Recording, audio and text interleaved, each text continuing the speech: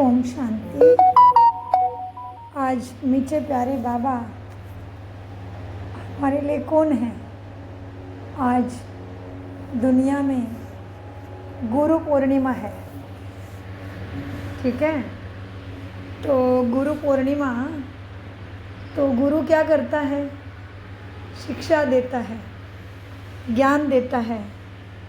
हमारे घर में हमारा सबसे पहला गुरु है हमारी माँ, माँ और पिताजी। उसके बाद दुनियावी पढ़ाई के लिए, जीवन चरितार्थ चलाने के लिए मिले हुए गुरु, शिक्षक, पढ़ाई पढ़ाने वाले गुरु।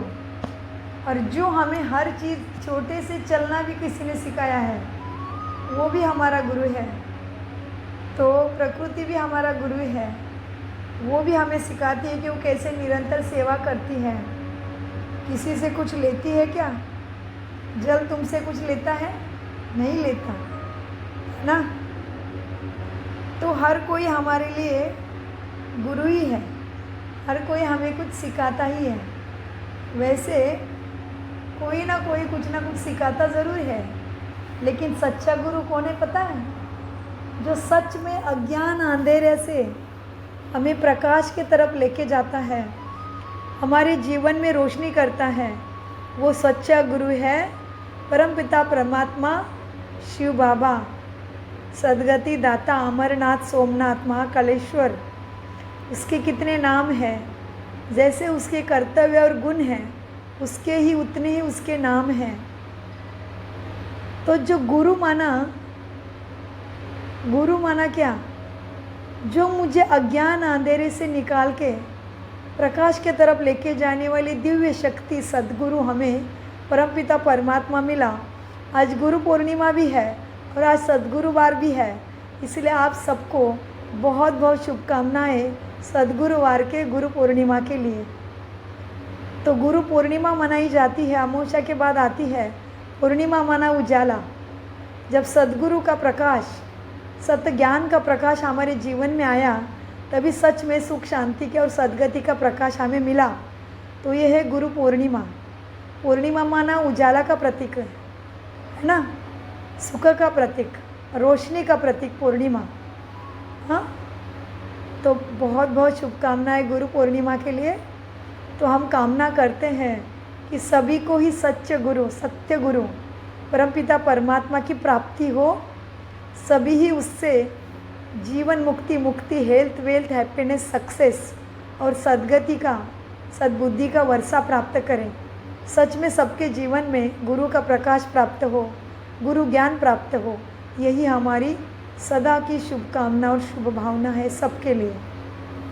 सो आज गुरु पूर्णिमा के दिन हमारे मीठे प्यारे सद्गुरु, सभी गुरुओं का भी गुरु सद्गुरु परमपिता परमात्मा कहते हैं, आज 10 जुलाई 2025 प्रातः मुरली बाप दादा मधुबन से मधुर अनमोल महावाक्य में बाबा कहते हैं, मीठे बच्चे। हाँ जी बाबा, क्या कहते बाबा? मीठे बच्चे। तो हम क्या कहेंगे? जी बाबा। बाबा सामने बैठे हैं ना, तो कोई आमने सामने बैठ के बात करता है तो क्या अकेला ही बात करता रहता है क्या? हम ऐसे पत्थर बन के सुनेंगे क्या? नहीं, बातें और सिखाना, पढ़ाना, लिखाना दोनों तरफ से होता है। तो बाबा ने जब कहा हाँ मीठे बच्चे, तब हम कहेंगे हाँ जी बाबा। देह अभिमान छोड़, देही अभिमानी बनो। देही अभिमानी को ही ईश्वरीय सांप्रदाय कहा जाता है। कितना बड़ा टाइटल है। किसको कहते हैं ईश्वरीय सांप्रदाय? वैसे दुनिया में अलग अलग नाम होते हैं सांप्रदाय के, लेकिन ईश्वरीय सांप्रदाय कौन है? जो आत्माभिमानी रहते हैं, जो सत्य को स्वीकार करे हैं, उस मार्ग पे चल रहे हैं। देही अभिमानी जो रहते हैं, उसी को कहेंगे ईश्वरीय सांप्रदाय। प्रश्न, तुम बच्चे अभी जो सत्संग करते हो, ये दूसरे सत्संगों से निराला है। कैसे? ये सत्य का संग निराला कैसे? हाँ, उत्तर, यही एक सत्य का संग है जिसमें तुम आत्मा और परमात्मा का ज्ञान सुनते हो, सच्ची पढ़ाई करते हो, सच्चा ज्ञान सुन के धारणा समझ प्राप्त करते हो, यह पढ़ाई होती है। एम ऑब्जेक्ट भी सामने खड़ा है। इस पढ़ाई का एक दिव्य लक्ष्य है। क्या लक्ष्य है? इस पढ़ाई का लक्ष्य क्या है? जी, नर से नारायण बनना, नारी से श्री लक्ष्मी बनना तुम्हारे पढ़ाई का एक दिव्य लक्ष्य है। एम ऑब्जेक्ट सामने खड़ा है, लक्ष्मी नारायण। एम ऑब्जेक्ट सामने खड़ा है, लक्ष्मी नारायण का फोटो सामने खड़ा है। तो बाबा कहते हैं एम ऑब्जेक्ट सामने खड़ा है। मीठे बाबा ने बोला, बच्चे तुम्हारे पढ़ाई का एक लक्ष्य है, एम ऑब्जेक्ट सामने खड़ा है। जी बाबा, हमारा एम ऑब्जेक्ट है नर से नारायण बनना, नारी से श्री लक्ष्मी बनना। बाबा ने बोला, बच्चे यह एक सत्संग है जिसमें तुम आत्मा और परमात्मा का ज्ञान सुनते हो। यह पढ़ाई होती है। एम ऑब्जेक्ट भी सामने है। दूसरे सत्संगों में ना पढ़ाई होती है, ना कोई लक्ष्य है, ना कोई एम ऑब्जेक्ट है। ओम शांति। रूहानी बच्चों प्रति रूहानी बाप समझाते रहते हैं। रूहानी बच्चे सुनते हैं। पहले पहले बाप समझाते हैं, जब भी बैठो तो अपने को आत्मा समझकर बैठो, देह खुद को नहीं समझो। जब भी बैठो तो कैसे बैठो? खुद को आत्मा समझकर बैठो। देहाभिमान को आसुरी संप्रदाय कहा जाता है। देही अभिमानियों को ईश्वरीय संप्रदाय कहा जाता है। केवल मात्रा का फर्क है, देह और देही, मैं हूँ। सत्य का स्मृति माना ईश्वरीय संप्रदाय। शरीर की स्मृति, जो मेरा है ही नहीं, जो आंखों से दिखता है वो मेरा है ही नहीं, मैं लेके आया नहीं था और लेके जाना भी नहीं, वो मेरा है ही नहीं, उसकी स्मृति माना आसुरी संप्रदाय। तो बाबा कहते हैं देही अभिमानी को आसुरी संप्रदाय कहा जाता है, और हाँ, देह अभिमानी को आसुरी संप्रदाय, देही अभिमानी को, आत्मा अभिमानी को ईश्वरीय संप्रदाय कहा जाता है। ईश्वर को देह नहीं है, ईश्वर को देह नहीं, परम ज्योति, परमात्मा सदा ही बिंदी, सदा ही चमचमता, सुंदर अनमोल किरणों वाला, ज्ञान गुण शक्तियों का सागर, परमपिता परमात्मा ज्योति बिंदु, देवादिदेव महादेव, सदा ही लाइट। गॉड इज लाइट कहते हैं ना, God is light. God is क्या कहते हैं? बंद कर। God is light. तो बाबा कहते हैं ईश्वर है, ईश्वर को देह है नहीं, वह सदैव बटन बंद कर दो, लाल बटन। ईश्वर को क्या कहते हैं मीठे बाबा? ईश्वर को देह है नहीं, वह सदैव आत्माभिमानी है। वह है सुप्रीम आत्मा, सभी आत्माओं का बाप। कौन है बाबा? ईश्वर कौन है? सुप्रीम आत्मा, सभी सुप्रीम आत्मा है, हाईएस्ट ऑलमाइटी और लिबरेटर, ऊंचे ते ऊंचे माना सुप्रीम। उसके जैसा फिर फाइन कोई और सागर गुण ज्ञान शक्तियों का कोई है ही नहीं, उससे ऊंचा कोई है ही नहीं, इसलिए सुप्रीम आत्मा वो बाबा है। सुप्रीम आत्मा सभी आत्माओं का बाप है, परमात्मा अर्थात ऊंचे ते ऊंचे। मनुष्य जब ऊंचे ते ऊंचे भगवान कहते हैं तो बुद्धि में आता है वह निराकार लिंग रूप है। निराकार लिंग की पूजा भी होती है, लेकिन वह है परमात्मा, यानी सभी आत्माओं से भी ऊंचा, सभी का पिता। वह है भी वह। फिर बाबा क्या कहते हैं? मनुष्य परमात्मा अर्थात ऊंचे ते ऊंचे है, सुप्रीम है वो, और वो सभी का पिता भी है, बाप भी है। बाबा ने कितनी अच्छी बात समझाई।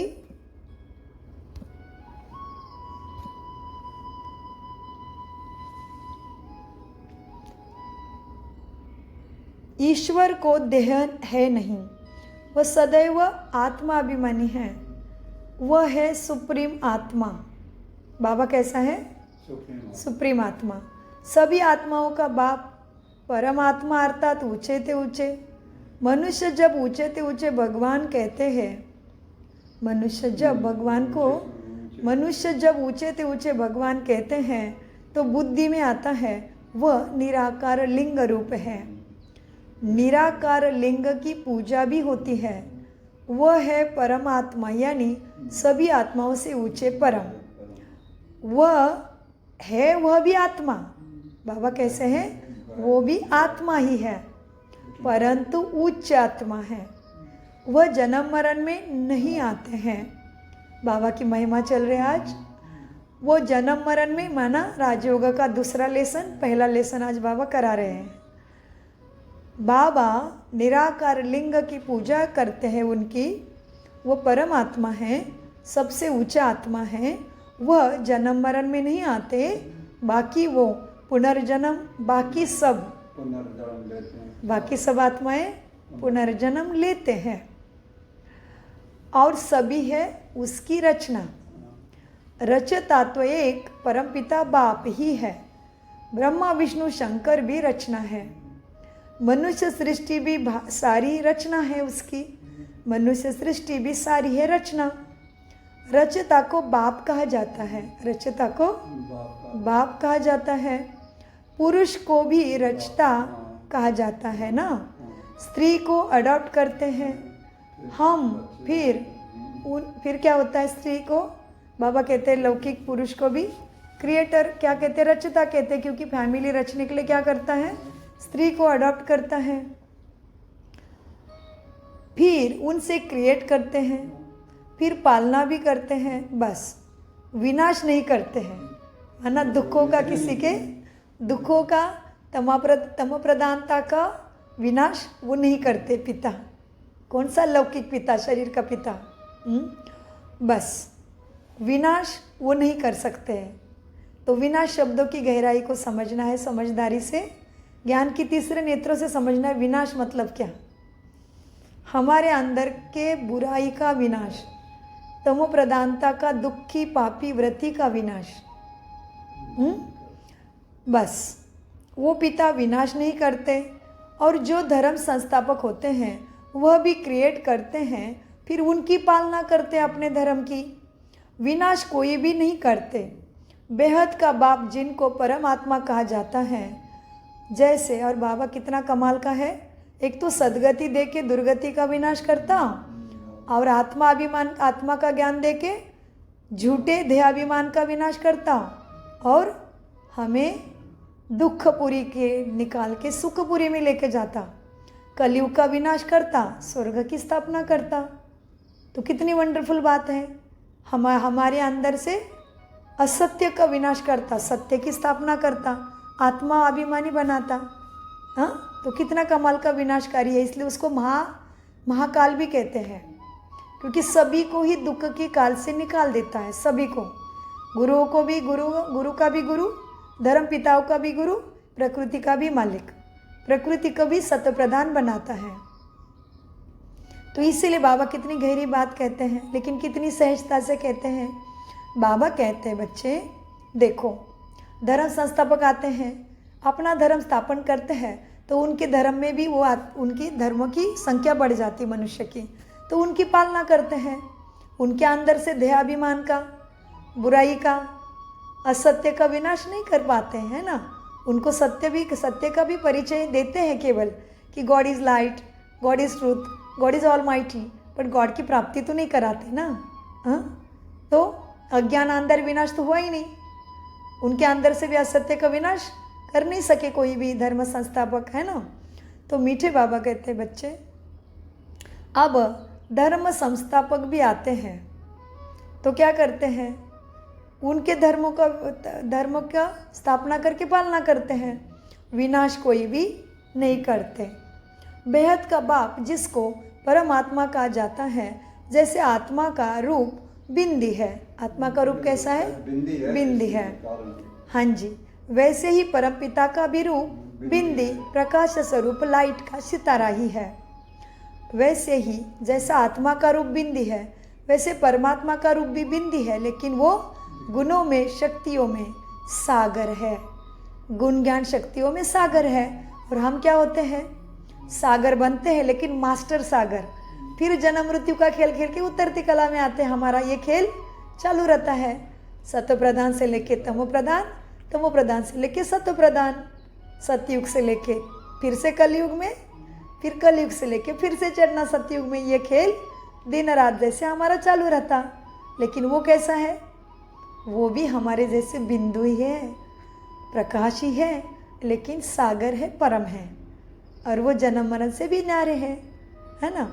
तो बाबा कहते हैं तुम आत्मा भी बिंदी है, वैसे ही परमात्मा परमात्मा भी रूपों में बिंदी है। बाकी इतना बड़ा लिंग जो बनाते हैं वो सब भक्ति मार्ग में पूजा के कारण बनाते हैं। बिंदी की पूजा कैसी हो सकती है? इसलिए लिंग के रूप में बनाते हैं। माना शिवलिंग को देखो, शिवलिंग का चित्र, शिवलिंग का पिक्चर देखो कैसा है, लिंग को देखो कैसा है, शिवलिंग कैसा है देखो, ऐसा खड़ा रहता है, उसके ऊपर 3 रेखाएं रहती है और बीच में एक बिंदु देते हैं। तो वो बिंदु प्रतीक है बाबा का, और फिर वो लाइट का, ज्योति का प्रतीक वो उनका ऐसा खड़ा है। और अभी लिंग को बैठने के लिए आसन भी देना चाहिए।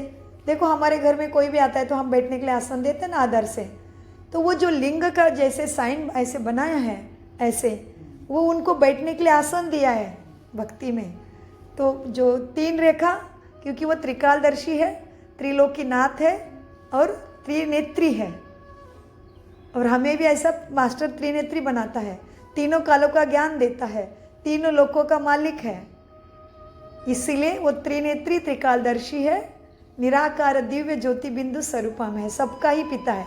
इसलिए 3 रेखा, और वो त्रिदेवों का भी रचयिता है। त्रिदेव ब्रह्मा विष्णु शंकर का भी रचयिता है। आदि मध्य अंत को भी जानता है, हमारा पास्ट फ्यूचर प्रेजेंट वही जानता है, और तीनों लोकों का मालिक भी है। परमधाम, अलौकिक दुनिया, और फिर ये मूल वतन, सूक्ष्म वतन, और ये स्थूल वतन। तो कितनी गहरी बातें है 3 रेखा में छुपी है। देखो जो शिवलिंग के ऊपर 3 रेखा है उसका भी अर्थ है, और उसके ऊपर भी जो आग दिखाते, बिंदी दिखाते, वो है परमपिता परमात्मा का साइन। तो हमें पूजा पाठ करते टाइम उसमें से प्रतीकात्मक अर्थ भी समझना था, और वो अर्थ ही नहीं समझा, इसलिए हमारी और भी तम प्रधानता बढ़ के दुर्गति में चले गए। भयंकर कलयुग आ गया। तो इसीलिए भयंकर कलयुग के तपत से निकालने के लिए फिर हमने उसको पुकारा है, पतित पावन आ जा, तो वो आ गया है। तो बाबा कहते हैं, बच्चे क्या कहा बाबा ने? बेहद का बाप जिसको परम आत्मा कहा जाता है, जैसे आत्मा का रूप बिंदी है, वैसे ही परमपिता परमात्मा का भी रूप बिंदी है।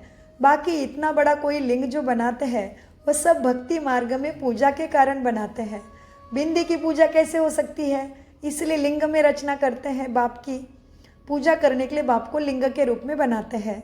अर्थ कोई भी नहीं समझते, बाप आके अर्थ समझाते हैं। भारत में ही, कहाँ? भारत में ही। इसलिए देखो विश्व भर में परमपिता परमात्मा को अलग अलग नामों से याद तो ज़रूर करते हैं, हर धर्म में याद करते हैं उसको। ईश्वर, अल्लाह, प्रभु, खुदा, गॉड, जो हुआ, अनेक अनेक नामों से उसको याद करते हैं, लेकिन उसकी पूजा कोई नहीं कर सका। केवल भारत में ही शिवरात्रि मनाई जाती है, और भारत में ही जगह जगह पे आपको शिवलिंग दिखाई देगा, है कि नहीं? भारत के ही 12 दिशाओं में 12 ज्योतिर्लिंगम है। इसीलिए भगवान कहाँ आया होगा? जहाँ आया होगा उसकी पूजा उधर हो रही है। सिंपल है समझने के लिए। तो भारत ही तो स्वर्ग बनेगा ना, उसने वहाँ ही आके पूरे विश्व का कल्याण किया है। भारत भूमि पे वो आया है, उसकी निशानी क्या है? क्योंकि भारत में उसकी पूजा हो रही है। बाकी तो सारी आत्माएं उसको याद कर रही है, लेकिन पूजा नहीं कर पाए। याद तो कर रहे हैं, उसको पुकार रहे, बुला रहे। तो शिवरात्रि कहाँ मनाते? भारत में। तो स्वर्ग भूमि कहाँ थी? भारत में। भगवान का आया है भारत भूमि पे, इसलिए भारत भूमि का विनाश कभी नहीं होता। भारत भूमि जलमय, प्रलय कभी नहीं होता। तो है ना वंडरफुल भारत भूमि? इसलिए कहते हैं भारत माता की जय। भारत की माताओं की जय मतलब बाबा ने ज्ञान किसको दिया? पहले माताओं को दिया।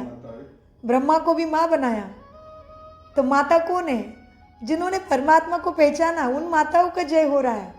वो माया पे, रावण पे, आसुरी वृत्ति पे विजय प्राप्त करा रही है। कर रही है और करा रही है। तो भारत माताओं की जय, है ना। और महाभारत लड़ाई भारत में, महाभारत माना हमारा भारत भूमि महान बनने वाली है, वो है ही देवों की भूमि। इसलिए देवी देवता धर्म का कोई संस्थापक दिखा दो, नहीं है। हिंदू का कोई संस्थापक नहीं है। हिंदू धर्म किसने स्थापन किया, किसी को नहीं पता, वो भी परमात्मा ही आके बताते हैं। और हिंदुओं के घर में मंदिर है, देवी देवता की मंदिर किसके घरों में, हिंदू के घर में है। तो हिंदू धर्म आया कहाँ से, क्यों उसका संस्थापक है ही नहीं। बाकी देखो, इस्लाम धर्म लो, क्रिश्चियन धर्म लो, जैनी धर्म लो, सबके संस्थापक हैं। हिंदू का संस्थापक कौन है, हो ही नहीं सकता, क्योंकि हिंदू आदि सनातन देवी देवता धर्म के पूर्वज है। हिंदू के पूर्वज कौन है, देवी देवता। इसलिए हमारे घरों में मंदिर है ना। तो कितनी समझने के आनंद की खुशी की बात है। तो इसलिए परमपिता परमात्मा कहाँ आए, भारत में। तो उसकी पूजा कहाँ होती है, भारत में। तो बाबा ने क्या बताया, क्या बोला बाबा ने अभी, बाबा कहते बच्चे देखो, बाकी सब मनुष्यात्मा पुनर्जन्म में आते हैं, बाबा पुनर्जन्म रहित है। तो बाकी सब जो जन्म लेते हैं, पुनर्जन्म लेते हैं, और सभी है उसकी रचना। रचयिता तो एक ही बाप है, ब्रह्मा विष्णु शंकर भी रचना है, मनुष्य सृष्टि भी सारी उसकी रचना है। रचयिता को बाप कहा जाता है। जैसे घरों में भी पुरुष को भी रचना कहा जाता है। स्त्री को अडॉप्ट करते हैं, फिर उनसे क्रिएट करते हैं, पालना करते हैं, बस विनाश नहीं करते। और जो धर्म संस्थापक होते हैं वह भी क्रिएट करते हैं, फिर उनके धर्म की पालना करते हैं, लेकिन विनाश कोई भी नहीं करते। बेहद का बाप जिसको परमात्मा कहा जाता है, जैसे आत्मा का रूप बिंदी है, वैसे ही परमपिता परमात्मा का रूप भी बिंदी है। बाकी इतना बड़ा लिंग जो बनाते हैं वह सब भक्ति मार्ग में पूजा के कारण। पूजा की बिंदी की पूजा कैसे हो सकती है। भारत में रुद्र ज्ञान यज्ञ रचते हैं, तो मिट्टी का शिवलिंग और शालिग्राम बनाकर फिर उनकी पूजा करते हैं, उनको रुद्र यज्ञ कहा जाता है। अभी बहुत ध्यान से सुनो, हम मुख्य बात पे आ गए, हम इधर ही थे, फिर भी हमने थोड़ा रिवाइज किया फिर से। बाबा कहते हैं उनको रुद्र यज्ञ भी कहा जाता है। अब बाप बच्चों को बैठ समझाते हैं कि वास्तव में असली नाम है उसका राजस्व अश्वमेध अविनाशी रुद्र गीता ज्ञान यज्ञ। जो शास्त्रों में लिखा है वो नहीं है, वो अधूरा नाम है। सच्चा नाम कौन सा चल रहा है, अभी जो चल रहा है आत्मा परमात्मा से हमारे सदगति का, स्वर्ग की स्थापना, इस पढ़ाई का शास्त्रों में जो नाम है उसको बाबा ने करेक्ट कर दिया। इसका सच्चा नाम क्या है, जो अभी लाइव गीता चल रही है। अभी भगवत गीता महाभारत लड़ाई सामने आमने सामने चालू है, कौरव पांडव यादव सब इधर है। जो अभी जो चल रहा है इस पढ़ाई का, जो शास्त्रों में क्या दिया है, रुद्र ज्ञान रुद्र यज्ञ कहा है शास्त्रों ने। लेकिन बाबा कहते हैं बच्चे इस पढ़ाई का, और ये जब इस सदगति का चल रहा है खेल, दुर्गति के ऊपर विजय प्राप्त करा रहे भगवान, दुखों का नाश करा रहे भगवान, कलयुग की समाप्ति करा रहे भगवान, श्रेष्ठाचार्य हमें बना रहे भगवान स्वयं परमपिता, हम सभी आत्माओं के बाप। और इस पढ़ाई का नाम क्या है, वास्तव में असली नाम है राजस्व अश्वमेध अविनाशी रुद्र गीता ज्ञान यज्ञ। अभी इसका अर्थ क्या है, रुद्र माना लाइट, यज्ञ माना चली हुई विधि, और ये इधर में क्या है, बाबा ने क्या असली नाम दिया है, अश्वमेध राजस्व। राजा ही प्राप्त करने के लिए अश्व माना ये शरीर, और मैं इसमें बैठा हूँ, इस शरीर को चलाने वाली दिव्य शक्ति आत्मा। वो किस लिए बैठी है, राजा ही पद प्राप्त कर रही है, सदगति का ज्ञान लेके अपने ही स्वर्ग की स्थापना कर रही है। अपने ही कर्मों से अपना ही परिवर्तन मन बुद्धि संस्कारों का कर रही समझ के द्वारा, ज्ञान रत्नों के द्वारा। मैं राजा ये कर्म इंद्रियों का राजा, मैं इस शरीर का भी राजा हूँ, मन बुद्धि संस्कारों का भी राजा हूँ। और ये राजस्व अश्वमेध है, अश्व है, ये घोड़ा है, ये मेरा ये रथ है, मेरे बिना ये रथ नहीं चल सकता। और मैं आत्मा को शरीर नहीं तो भी मैं भी कुछ नहीं कर सकती, इसलिए परमपिता परमात्मा को ब्रह्मा का रथ लेना पड़ा है वाणी में आने के लिए। तो हर एक शब्द का बहुत गहरा अर्थ है। यह अर्थ हमें समझाया जाता है 7 दिवसीय राजयोगा मेडिटेशन में और मुरली में, जो रोज का अभ्यास है, थोड़ा थोड़ा मुरली। जैसे शरीर को स्ट्रांग बनाने के लिए रोज एक्सरसाइज करते हैं ना, एक दिन में बॉडी बनती है क्या? एक दिन में कोई फिट बनता है? रोज थोड़ा थोड़ा जिम में जाते हैं ना। वैसे ही मन बुद्धि संस्कारों को श्रेष्ठाचारी बनाने के लिए ये रोज थोड़ी थोड़ी परमात्मा की जो पढ़ाई का डोज मिलता है ना, लॉटरी मिलती है ना, इसको कहते हैं मुरली। ये है सत्य ज्ञान। तो बाबा ने क्या बोला? असली नाम क्या है? केवल रुद्र यज्ञ नहीं, असली नाम है राजस्व अश्वमेध अविनाशी रुद्र गीता ज्ञान यज्ञ। तो सबको अर्थ पता चला, राजस्वी है, अश्वमेध है, अविनाशी माना जिसका विनाश नहीं होता। देवी देवता जन्म मृत्यु का खेल खेलने चले गए तो भी मूर्तियाँ, उसके चित्र तो कायम रहते हैं। रुद्र माना लाइट, प्रकाश, श्रेष्ठाचार का विनाश करने वाली शक्ति। रुद्र शब्द का और भी गहरे गहरे अर्थ निकल सकते हैं, और भी गहरा गहरा चिंतन कर सकते हैं। और गीता क्या चल रही है? भगवान के मुख से जो गीत निकला, जो शब्द निकले, जो वाणी निकली, जो ज्ञान निकला, वो गीत है। और यह ज्ञान सत्य ज्ञान, यज्ञ माना यज्ञ रचा है, चल रहा है पाठशाला। ब्रह्मा कुमार कुमारी ईश्वरीय विश्वविद्यालय यज्ञ है, ये एक संस्था, एक विधि है। इसलिए इसको क्या कहते हैं? Godly world university for better world. Brahma Kumar Kumari godly world university for better world, सबके भले के लिए, सबके कल्याण के लिए। तो ये कितना सुंदर नाम है, बताओ। आज दिन भर अपना नाम छाप के ले लो कि मैं कितने बड़े यज्ञ में पढ़ रहा हूँ, मेरा एडमिशन किस में हुआ है? राजस्व अश्वमेध अविनाशी रुद्र गीता ज्ञान यज्ञ का मैं बहुत ही अनमोल हिस्सा हूँ, जो शास्त्रों में भी लिखा हुआ है लेकिन अर्थ नहीं जानते। अब बाप बच्चों को कहते हैं, मीठे बच्चे अपने को आत्मा समझो। बाबा सारा कुछ ज्ञान देते हैं और फिर बहुत आसान धारणा देते हैं। क्या? ज़्यादा मुश्किल नहीं है। शास्त्रों ने कितना मुश्किल कर दिया है। शास्त्रों पढ़ के अर्थ ही नहीं समझते थे हम। तो बाबा ने क्या सिखाया हमें? सहज राजयोग। सहज ही राजाओं का राजा, सदगति पाने के लिए सहज विधि, सहज समझ, बहुत ही आसान ज्ञान। सब कुछ करते हुए केवल मन बुद्धि मुझे दे दो, तो कितना सहज हो गया। कोई भी तकलीफ है क्या? नहीं। जितना भक्ति में कितना करना पड़ता है हमें, हाँ, क्या क्या तैयार करना पड़ता है, कितने टाइम से प्लान बनाने पड़ते हैं ना, कोई भी पूजा पाठ होती है तो। और ये कितना आसान है, कुछ नहीं। बाबा से ज्ञान कान द्वारा सुनो और दिन भर कर्म करते करते अपने को आत्मा समझ के मन बुद्धि में उसको याद करो, बस। बाबा कहते हैं, अब बाप बच्चों को कहते हैं, बच्चे अपने को आत्मा समझो, और जो भी सत्संग है उसमें आत्मा या परमात्मा का ज्ञान कोई में भी नहीं है और कोई ने दिया भी नहीं है। और दूसरे जो सत्संग है, ध्यान से सुनिए, बहुत बड़ी बात, दूसरा कोई दूसरे सत्संगों की कर नहीं सकता, कमी नहीं निकाल सकता, ये केवल हाईएस्ट शक्ति ही बता रहे हैं। और जो भी सत्संग है उसमें आत्मा या परमात्मा का ज्ञान ना कोई में है ना कोई दे सकते हैं। वहाँ तो कोई एम ऑब्जेक्ट ही नहीं होता। दूसरे सत्संगों में कोई लक्ष्य ही नहीं है, केवल पुकारते, कीर्तन करते, गाते हैं, सब करते हैं, लेकिन सत का संग तो हुआ ही नहीं बुद्धि में। आत्मा परमात्मा का ज्ञान, कर्मों के अकर्म सुकर्म गति का ज्ञान किसी ने दिया ही नहीं।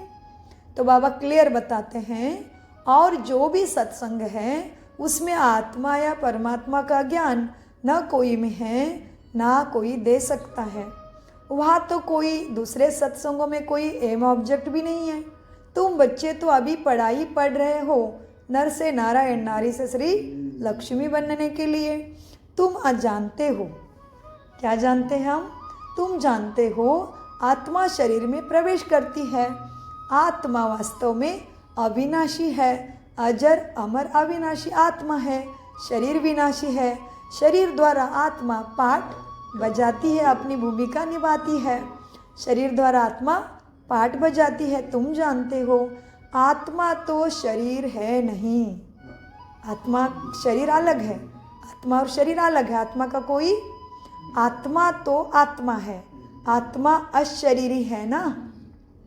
इधर माँ के गर्भ में आके धरा पे शरीर लेती है, किस लिए? अपना पार्ट बजाने के लिए, अपना रोल अदा करने के लिए एक्टर बनती है, अपनी भूमिका निभाने के लिए। आत्मा तो अशरीरी है ना, कहते भी है न अंगे आए थे नंगे। आत्मा कैसे आई थी? नंगे आई थी। नंगे माना क्या? अंग शरीर साथ में लेके नहीं आई थी, अंग नहीं लाया था। आत्मा तो नंगी है, कहते भी है, लेकिन अर्थ नहीं समझते। कहते हैं नंगे आए थे नंगे जाना है।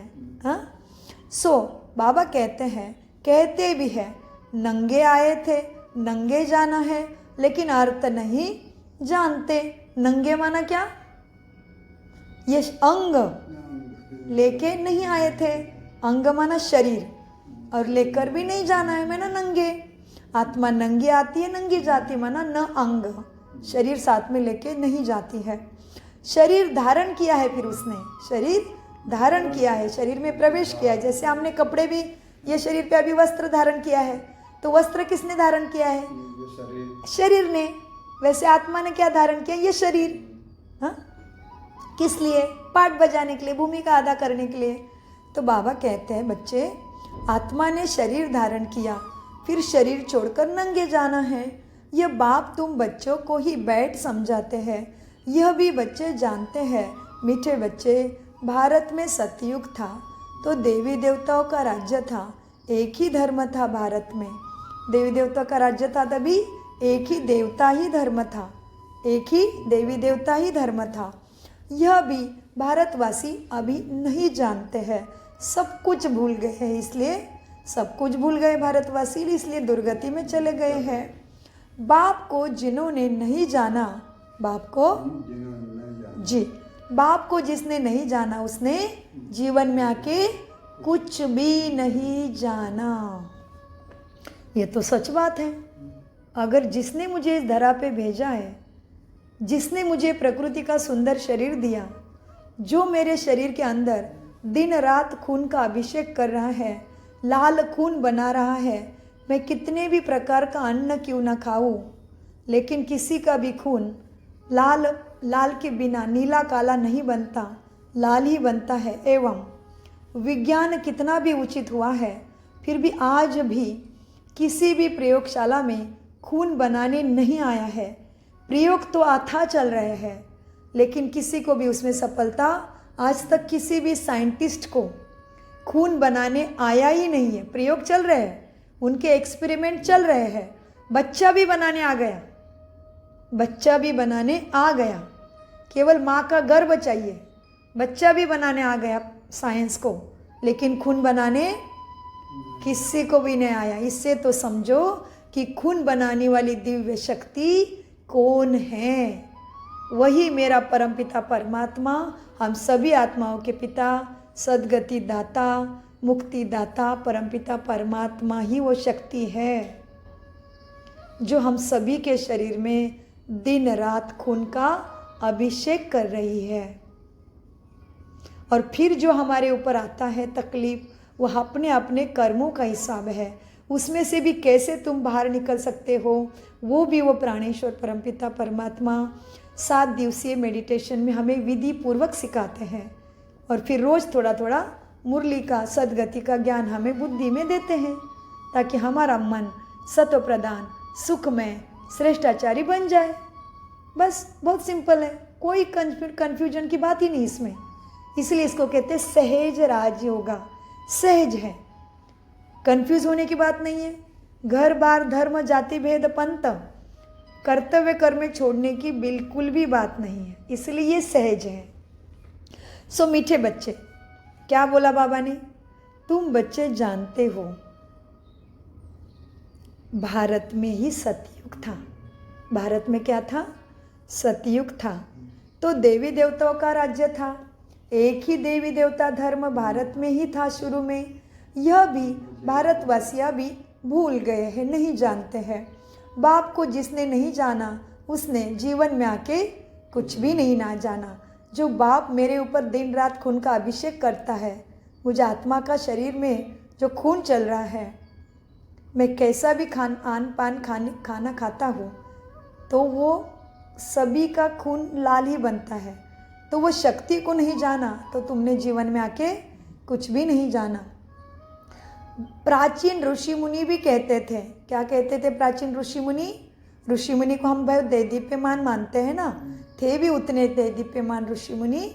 2000 वर्ष पहले ऋषि वाल्मीकि, ऋषि भारद्वाज, ऋषि कितने ऋषि परंपरा है, हाँ? तो सारे ऋषि अष्टवक्र, उनकी तो बहुत सुंदर सुंदर कहानी है। जनक को जिन्होंने सद्ज्ञान दिया वो भी ऋषि कितने दैदीप्यमान थे। तो बाबा कहते ऋषि मुनि, प्राचीन ऋषि मुनि भी कहते हैं हम रचता और रचना को नहीं जानते हैं। रचता है बेहद का बाप, वही रचना के आदि मध्य अंत को जानते हैं। बेहद माना पूरे विश्व का ही आत्माओं का पिता है, परमपिता परमात्मा शिव, हाँ? तो ऋषि मुनि भी कहते थे कि वो बेहद का बाप है, हम उनको नहीं जानते। नेति ना हम इस सृष्टि के आदि को जानते, ना हम अंत को जानते हैं। तो ऋषि मुनि सच्चे थे तो सच बात बता के गए। तो बाबा कहते हैं प्राचीन ऋषि मुनि भी कहते थे हम मनुष्य सृष्टि के रचता और रचना को नहीं जानते, माना नेति। इथि और अंत, कलयुग से लेके सतयुग का इथि कब होती है माना शुरुआत, और अंत कब होता है माना एंड, चक्र का हम नहीं जानते। तो ऋषि मुनि सच बोलते थे। तो हम नेति गाते रहते शास्त्रों में, लेकिन उसका अर्थ तो प्राणेश्वर परमपिता ने हमें समझाया। तो बाबा कहते हैं ऋषि मुनि भी कहते थे कि हम इस मनुष्य सृष्टि के रचता और रचना को नहीं जानते हैं। रचता है ही एक परमपिता बेहद का बाप, वही रचना के आदि मध्य अंत को जानते हैं। आदि कहा जाता है सतयुग को, माना शुरू को, मध्य है बीच में। तो आदि मध्य अंत को ठीक से राजयोगा में समझाते हैं। आदि कहा जाता है शुरू को, मध्य और बीच को। आदि है सतयुग, जिसको सुख का दिन कहा जाता है। फिर मध्य से अंत तक है रात। तुम जानते हो दिन है सतयुग त्रेता, जिसमें सबको सुख है, काल की भी डर नहीं, अमर है, अमर लोक है उधर। काल समय से पहले मनुष्य के शरीर को, देवी देवता के शरीर को नहीं लेके जाता। तो बाबा अभी फिर विस्तार से फिर से कोर्स करा रहे, देखो जैसे, हाँ 7 दिन में भी यही समझाते ना, आत्मा परमात्मा, कर्मों की गति, आत्मा की कौन सी शक्तियाँ जागृत होती है मेडिटेशन से, राजयोगा से कौन सी शक्तियाँ जागृत होती है, अष्ट शक्तियाँ, सहन करने की शक्ति, समाने की शक्ति, सारी शक्तियाँ, और फिर उसके ऊपर है 7 गुण। सब कुछ गहराई से राजयोगा में सिखाते हैं। बाबा आज फिर से वही रिपीट करा रहे हैं। बाबा क्या कहते हैं? आदि है सतयुग, जिसको दिन कहा जाता है, सुख का दिन। फिर मध्य से अंत तक है रात। दिन है सतयुग त्रेता। स्वर्ग है वंडर ऑफ वर्ल्ड। स्वर्ग क्या है? वंडर ऑफ वर्ल्ड, आश्चर्यचकित करने वाली दुनिया। स्वर्ग है वंडर ऑफ वर्ल्ड। भारत ही स्वर्ग था। कितना मज़ा आता है देखो सोच के। मेरा भारत महान कहते हैं, हाँ कहते क्या कहते फिर हम? भारत में ही डाल डाल पर सोने की चिड़िया करती थी बसेरा, वो भारत देश था मेरा। तो गोल्डन एज, सतयुग, सोने के महल थे सबके पास। वही गाना किसी ने गाया, कितना अर्थ है उसका। अभी पता चला कि कैसे डाल डाल पर सोने की चिड़िया करती थी बसेरा, वो भारत देश था मेरा। मतलब अभी नहीं, ऐसे था, हाँ। सो बाबा ने क्या बोला स्वर्ग के लिए? स्वर्ग है वंडर ऑफ वर्ल्ड। भारत ही स्वर्ग था, जिसमें कौन राज्य करते थे स्वर्ग में? ये करते थे लक्ष्मी नारायण जी। भारत ही स्वर्ग था, जिसमें लक्ष्मी नारायण राज्य करते थे। यह भारतवासी यह बात को भी नहीं जानते हैं। अभी बाप अभी स्वर्ग की स्थापना कर रहे हैं। अंडरलाइन, स्वर्ग की स्थापना हो रही, तो मुझे स्वर्ग से दूर रहना है क्या? जानना है, पाना है? अपने आप सोचो। अभी ऐसे ऊंचे पिता बाप स्वर्ग की स्थापना कर रहे हैं। बाप कहते हैं, मीठे बच्चे, बहुत आसान युक्ति देता हूँ। क्या? तुम अपने को आत्मा समझो और बस मुझे मन बुद्धि से याद करो, तो तुम्हारा बेड़ा पार होना ही है। मन ही सारा खेल करता है ना? तो मन में ही उसको जगह देना है, उसकी शिक्षा मन से ही धारण करनी है बस। बाप कहते हैं। कौन कहता है?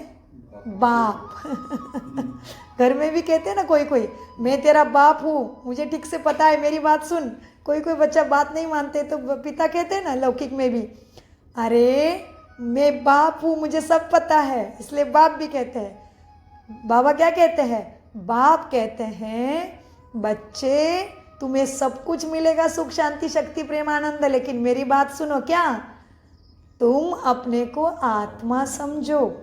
हम फर्स्ट क्लास आत्मा है, हम फर्स्ट क्लास स्वर्ग में आने वाले देवी देवता, हम नर से नारायण बनने वाली, नारी से श्री लक्ष्मी बनने वाली, हम फर्स्ट क्लास।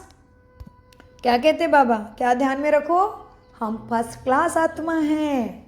इस समय मनुष्य मात्र सब देही अभिमानी है, बाप आत्मा अभिमानी तुम्हें बनाते हैं। आत्मा क्या चीज़ है यह भी सब बाप ही बतलाते हैं। मनुष्य कुछ भी नहीं जानते, भले कहते हैं भ्रुकुटी बीच में चमकता है अजब सितारा।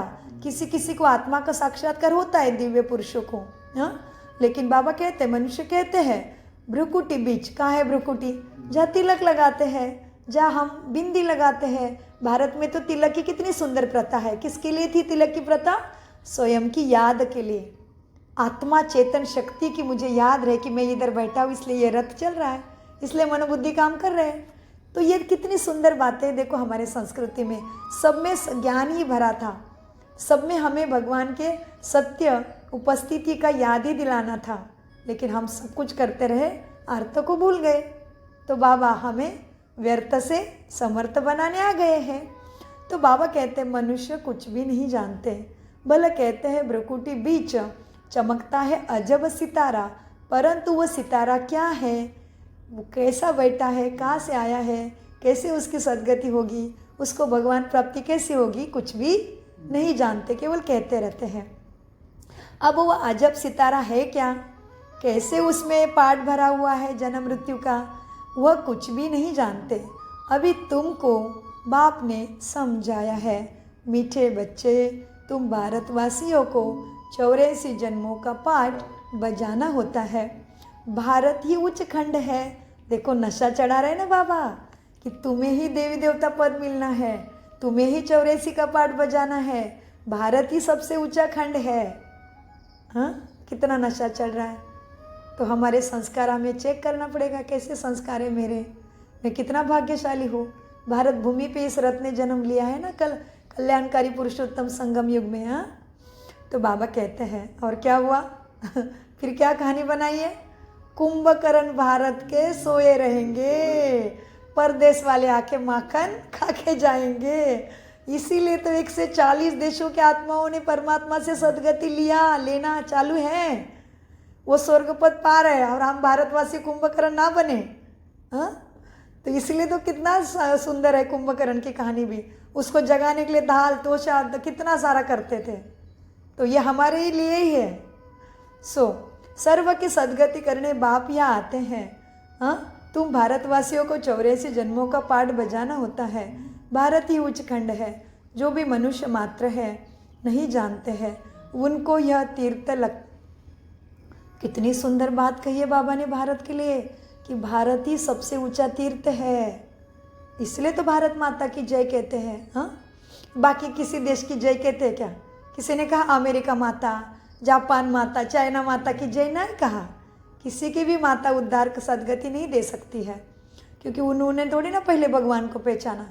हमारे भारत के सारी मम्मा दादियाँ ब्रह्मा ने पहले भगवान को सदगति दाता को पहचाना है ना, तो उनकी तो जय होनी चाहिए, भारत माता की ही जय होनी चाहिए। ऊपर से दूसरा देखो, हमारे देश का जो कॉइन है ना, पैसा है ना, उस पर किसका चित्र है? त्रिमूर्ति सिंह। लेकिन हमने कभी सोचा ये त्रिमूर्ति किसकी निशानी है? ये ब्रह्मा विष्णु शंकर की निशानी है। त्रिमूर्ति वहाँ सिंह दिखाते हैं। हमारे नोट पे क्या है? और फिर क्या लिखते हैं? सत्यमेव जयते। किसकी जय होनी है? सत्यम शिवम सुंदरम के बच्चों की, और उसका जो ज्ञान ले रहे उनकी जय है।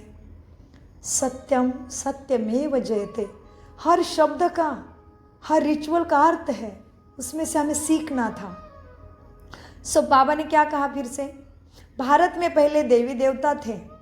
हाँ, भारत ही उच्च खंड है, जो भी मनुष्य मात्र है उनका ये तीर्थ है। सर्व की सदगति करने बाप यहाँ आते हैं। रावण राज्य से लिबरेट कर गाइड बन तुम्हें सतयुग में ले जाते, राम राज्य में लेके जाते हैं। मनुष्य तो ऐसे ही कह देते हैं, अर्थ कुछ भी नहीं जानते। भारत में पहले देवी देवता धर्म था, तो भारत में ही देवी देवता थे, उन्हों को ही फिर पुनर्जन्म लेना पड़ता है। भारतवासी ही सो देवता फिर क्षत्रिय वैश्य शूद्र बनते हैं। ये जन्म मृत्यु की सीढ़ी है, ये चक्र है। पुनर्जन्म लेते हैं ना, इस नॉलेज को पूरी रीति समझने में 7 रोज लगते हैं। तो ये क्या है 7 रोज? 7 रोज है राजयोगा मेडिटेशन, 7 दिन का राजयोगा मेडिटेशन कोर्स। इसमें योग विधि, तपस्या, परमात्मा से सदगति कैसे करनी है वो सिखाते हैं। इस नॉलेज को पूरी रीति समझने में 7 रोज लगते हैं। पतित बुद्धि को पावन बनाना है ना, पतित बुद्धि को पावन बनाना है, इसलिए तुमने मुझे पुकारा, पतित पावन आओ। तो मठे बाबा कहते हैं पतित बुद्धि को पावन बनना है। ये लक्ष्मी नारायण पावन दुनिया में राज्य करते थे ना, करते थे ना, उन्हों का ही राज्य भारत में था। किसका? सतयुग में किसका राज्य था? लक्ष्मी नारायण का। उन्हों का ही राज्य भारत में था, तो और कोई धर्म नहीं था, एक ही राज्य था। भारत कितना सॉल्वेंट था, हीरे जवाहरातों के महल थे। फिर रावण राज्य में तुम सब पुजारी बने हो, फिर भक्ति मार्ग में ये मंदिर आदि तुमने बनाए हैं। सोमनाथ का मंदिर था ना, एक मंदिर तो नहीं होगा ना, अनेक मंदिर होंगे, लेकिन एक को ही ज़्यादा मानते हैं, क्योंकि उसमें राजा विक्रमादित्य ने शिवलिंग की स्थापना की, पहले बाप की ही स्थापना की ना। मंदिर तो अनेक बने होंगे, लेकिन जहाँ सर्वोच्च बाप की पहले याद की, वो मंदिर का नाम ज़्यादा है, लेकिन मंदिर तो भगवान की याद में अनेक बनाए होंगे। सोमनाथ का मंदिर था ना, एक मंदिर तो नहीं होगा। यहाँ भी विश्व के मंदिर में इतने तो हीरे जवाहरात में थे, जो बाबा विश्व बाबा क्या कहते हैं, ये जो मंदिर है ना, यहाँ जो शिव के मंदिर में, शिव का मंदिर कितना बड़ा, वो अनेक बार हम इसको याद करते हैं, जो मोहम्मद गजनवी ने 17 बारी लूट के ऊँट पे भर भर के सोना हीरे मानिक मोती लेके गया। आखिर में लूटते लूटते फिर 17 बारी लूट के फिर भी आया था, तो आते ही रास्ते में ही उसका मृत्यु हो गया। फिर से लूटने के भाव से आया था, ऑलरेडी 17 बारी ऊँट भर भर के, ऊँट पे, कैमल पे भर भर के लेके गया। तो कितना बड़ा होगा मंदिर सोचो, और कितना सोना उसमें होगा, इतना बार लूटने से भी ख़त्म नहीं हुआ था। यहाँ ही भारत में ही शिव के मंदिर में इतने तो हीरे जवाहरात थे, जो मोहम्मद गजनवी ऊँट पे भर कर ले गए। इतना माल थे ना, इतने माल थे। ऊँट तो क्या, कोई लाखों ऊँट ले आए तो भी भर ना सके, इतना था। सतयुग में भी सोने हीरे जवाहरात के अनेक महल थे।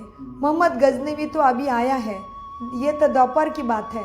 बाबा कहते तुमने मंदिर ही इतना ऊंचा बनाया, तो तुम्हारे महल कितने श्रेष्ठ होंगे, सोचो ना। बाबा थोड़ा कंपैरिजन से हमें वो नशा चढ़ा रहे कि तुम्हारे महल कितने दैदीप्यमान ऊंचे होंगे, सोचो। तुम्हारा दोपहर में बनाया हुआ मंदिर इतना ऊंचा था, तो तुम जिसमें रहते थे वो कितना ऊंचा होगा। ये तो बराबर समझने की बात है, चिंतन की बात है, नशा की बात है, फकुर की बात है। सो बाबा कहते हैं बच्चे क्या है, अब वो तो मोहम्मद गजनवी की बात ही नहीं, इतना ज़्यादा था उसमें सोने मानिक मोती मंदिर में कि कोई माप ही नहीं लगा सकती, इतना ज़्यादा था। तो तुम्हारे सतयुग के सोने हीरे जवाहरातों के तो अनेक महल थे। मोहम्मद गजनवी तो अभी आया है, दोपहर में भी कितने महल आदि होते हैं। फिर वो अर्थक्वेक में जमीन के अंदर चले जाते हैं। रावण की कोई सोने की लंका होती नहीं है, इसका अर्थ समझना है। रावण राज्य में तो भारत का यह इतना बुरा हाल हो जाता है, जो रावण को जलाते हैं, लेकिन अर्थ कोई भी नहीं जानते। रावण कहाँ बैठा है, जो जल ही नहीं रहा है। सभी के संस्कारों में बैठा है रावण, माना बुद्धि में बैठा है रावण, और उसके 10 सिर दिखाते हैं। वैसे 10 सिर वाला कोई मनुष्य होता नहीं है, माना 10 सिर है प्रतीक काम, क्रोध, लोभ, मोह, अहंकार, ईर्ष्या, द्वेष, बदले की भावना, जलसी, निंदा, हेटरेट, ये सारे फिर उसके बाल बच्चे, ऐसे मिला के 10 सिर वाला रावण हम बनाते हैं। और वो जलने का नाम नहीं ले रहा है।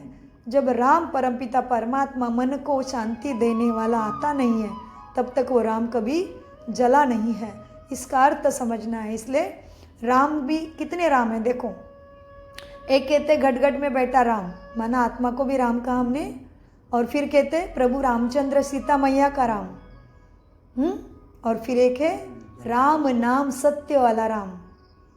तो राम नाम सत्य वाला कौन है? सत्यम शिवम सुंदरम परमात्मा शिव महादेव। कहते ना राम नाम सत्य, राम नाम सत्य। ऐसे किसी ने कहा क्या? सीताराम सत्य, सीताराम सत्य है। प्रभु रामचंद्र की जय कहते हैं, प्रभु रामचंद्र सत्य है, प्रभु रामचंद्र सत्य है। कहीं सुना है क्या? नहीं।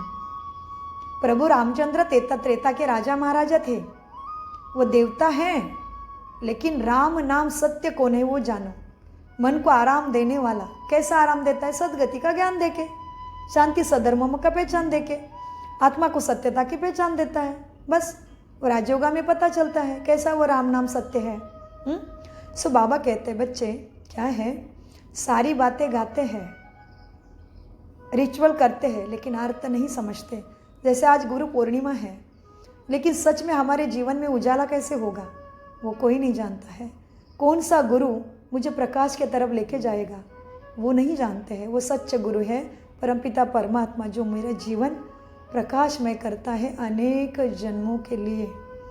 मेरे साथ साथ मेरे घर का, मेरे परिवार का, मेरे कुल का, मेरे गांव का, मेरे देश का और विश्व का भी वो उद्धार करता है, कल्याण करता है। वो है सच्चा गुरु परमपिता परमात्मा, सभी का पिता सद्गुरु, जिसको हम प्यार से शिव बाबा कहते हैं। क्या कहते हैं प्यार से उसको? शिव बाबा। क्योंकि हमें पता चला वो हमारा बाप है। तो बाप का कभी नाम लेते हैं क्या? नहीं। तो उनको प्यार से हम शिव बाबा कहते हैं। आज तक उसको क्या कहा भक्ति में? ईश्वर, अल्लाह, प्रभु, खुदा, गॉड। और अभी क्या कहते हैं हम उसको? शिव बाबा, वो मेरा पिता है। सो बाबा कहते हैं बच्चे, सोने की कोई रावण की लंका नहीं थी। रावण राज्य में तो देखो भारत का क्या हाल हुआ है। 100% इरिलीजियस, अनराइटियस, इंसॉल्वेंट, पतित, विशेष नई दुनिया को कहा जाता है। और अभी कलयुग में रावण की दुनिया का हाल कितना पतित हुआ है। बाबा ने सतयुग का गायन क्या किया? पूरे शब्द इंग्लिश के हैं। 100% इरिलीजियस, अनराइटियस, इंसॉल्वेंट, पतित, विशेष, ये है इस दुनिया का गायन, नरक का। और नई दुनिया को कहा जाता है कंप्लीट वॉइसलेस, कंप्लीट पावन, कंप्लीट स्वधर्म में स्थित आत्मा, सर्वगुण संपन्न। तो बाबा ने क्या किया इस कलयुग के रावण के दुनिया का गायन? 100% दुराचारी, पापाचारी, भ्रष्टाचारी, पतित, तम प्रधान, दुर्गुणों से भरपूर। 100% इरिलीजियस, अनराइटियस, इंसॉल्वेंट, पतित, विशेष, ये है कलयुग का गायन। और नई दुनिया का कहा जाता है voiceless world, golden spoon in mouth. Bharat शिवालय था जिसको वंडर ऑफ वर्ल्ड कहा जाता है। बहुत थोड़े मनुष्य थे, अभी तो करोड़ों मनुष्य हैं। विचार करने चाहिए ना, कहाँ से इतने मनुष्य आए, क्यों आए, क्या होगा इतने मनुष्य का। भारत देवी देवता तो बहुत थोड़े थे, 33 कोटि थे। अभी तो 900 करोड़ से भी ज़्यादा लोक संख्या है। तो कहाँ से आए, कहाँ जाएंगे, कैसे जाएंगे, कौन सोचेगा। सो बाबा कहते हैं विचार करना चाहिए। सतयुग में बहुत थोड़े मनुष्य आत्माएं थे जिनको देवी देवता कहते हैं। सतयुग में इस धरती पे राज्य करने वाले बहुत थोड़े से मनुष्य आत्माएं थे। अभी तो इस धरती पे करोड़ों मनुष्य हैं। विचार करना चाहिए ना जी बाबा, विचार करना चाहिए। अभी तुम बच्चों के लिए पुरुषोत्तम संगम युग है। अभी हम बच्चों के लिए क्या है? कल्याणकारी पुरुषोत्तम संगम युग। कल्याणकारी शब्द का भी अर्थ है, पुरुषोत्तम का भी अर्थ है, संगम युग का भी अर्थ है। अब यह है पुरुषोत्तम संगम युग तुम बच्चों के लिए, जबकि बाप तुमको पुरुषोत्तम पारस बुद्धि बना रहे हैं। बाप मनुष्य से देवता बनने की तुम्हें सुमत देते हैं। कितनी सुंदर है आज लाइन, सुमत। बाबा हमेशा कहते हैं श्रीमत, यह श्रेष्ठ मत। आज क्या क्या है? सुमत। बाप मनुष्य से देवता बनने की तुम्हें सुमत देते हैं। बाप की मत के लिए ही गाया जाता है, तुम्हारी गतमत न्यारी। इसलिए ऋषि मुनि क्या कहते हैं? भगवान की गतमत हम नहीं जानते, उसकी गतमत न्यारी है। अब न्यारी कैसे, ये वो खुद ही आके समझाता है। इसलिए गाते हैं कि भगवान तुम्हारी गतमत न्यारी है। इसका भी अर्थ कोई नहीं जानते, केवल गाते हैं। बाप समझाते हैं, मीठे बच्चे मैं ऐसी श्रेष्ठ मत देता हूँ। क्या कहते बाबा? ऐसे श्रेष्ठ मत देता हूँ जो तुम नर से नारायण, नारी से श्री लक्ष्मी बन जाते हो। बाप समझाते हैं, बच्चे मैं तुम्हें ऐसे श्रेष्ठ मत देता हूँ जो तुम देवी देवता बन जाते हो। अब कलयुग पूरा होता है, पुरानी दुनिया का विनाश सामने खड़ा है।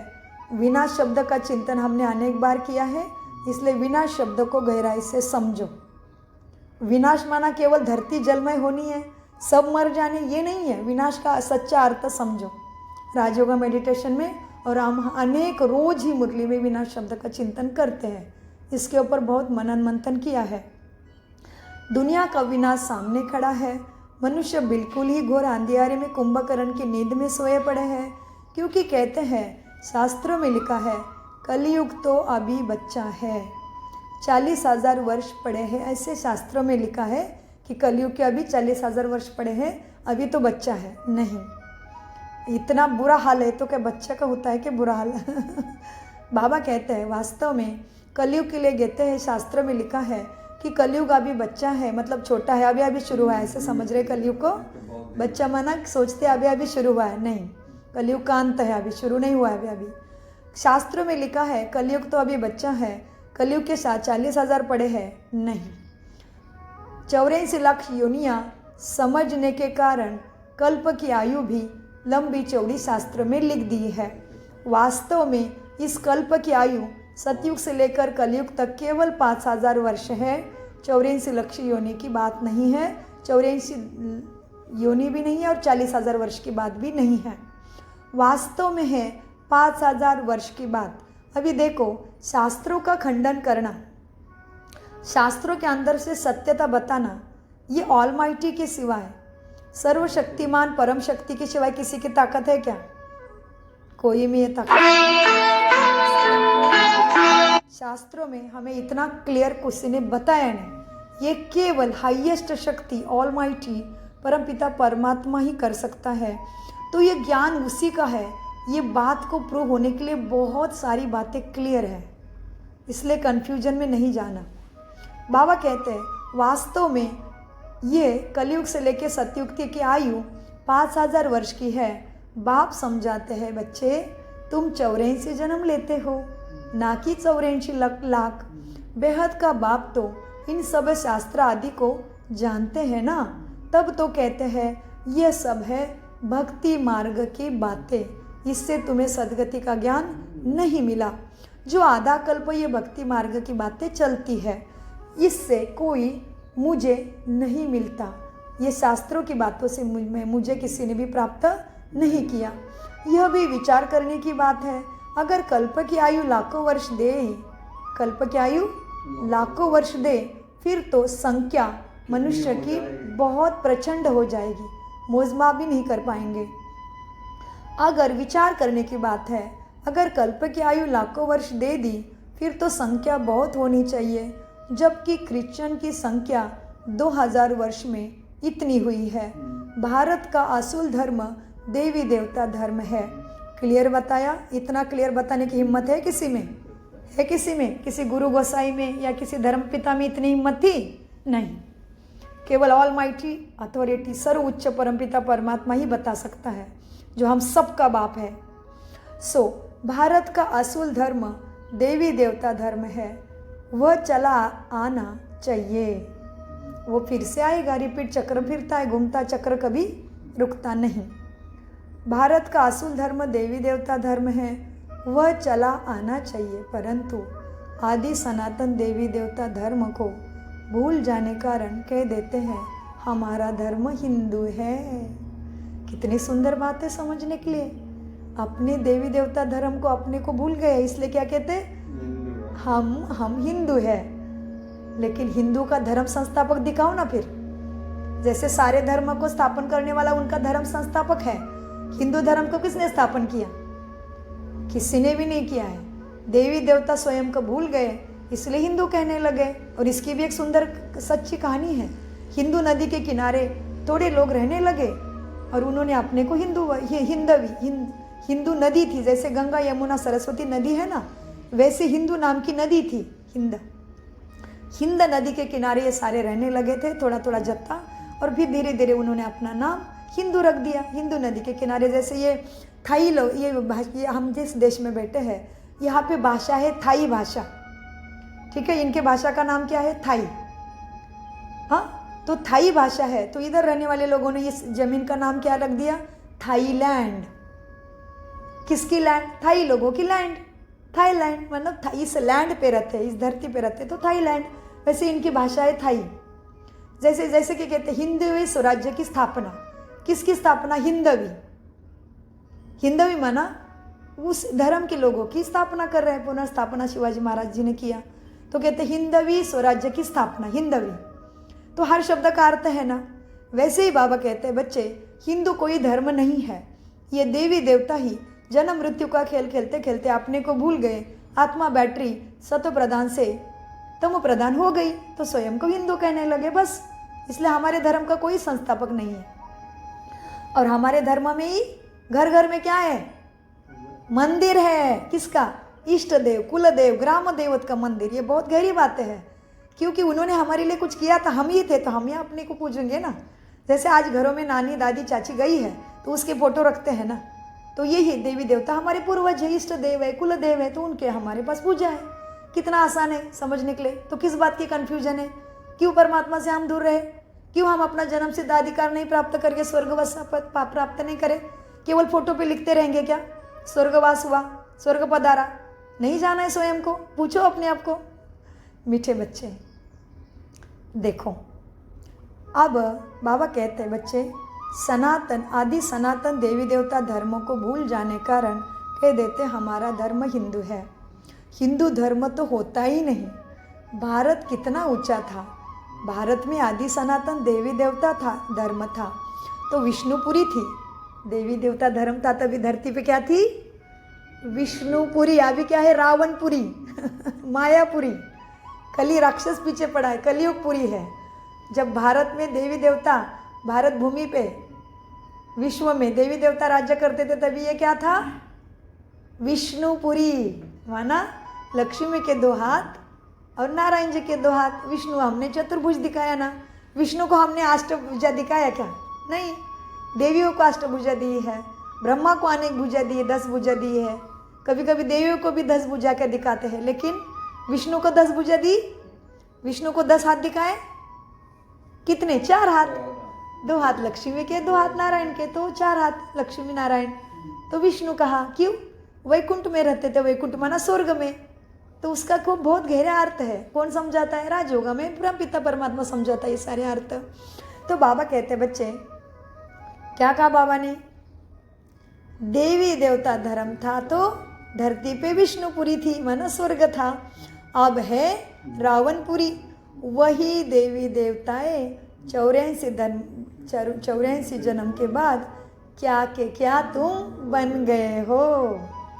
वही देवी देवताएं देखो, इतना अधिकार से, इतना गहराई से, इतना डट के कोई बता सकता है क्या कि तुम हिंदू वाले ही देवी देवता धर्म के थे, तुम ही देवी देवता बन सकते हो? इतने साधारण दिख रहे हैं, हाँ? जो आईने में देखने से कुछ चेहरे के अलावा कुछ दिखता भी नहीं है, हाँ? कितना ऊंचा बाबा हमें बना रहा है, देखो।